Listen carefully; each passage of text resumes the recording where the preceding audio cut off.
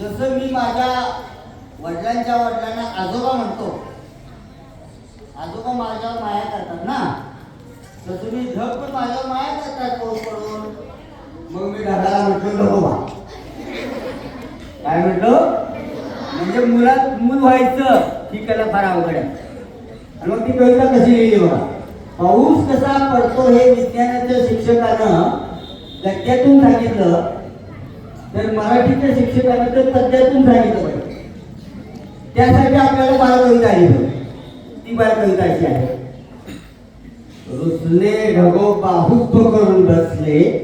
मागं म्हणताय का? रुसले ढगोबा निळे पांढरे अंग त्यांचे काळे सवळे झाले.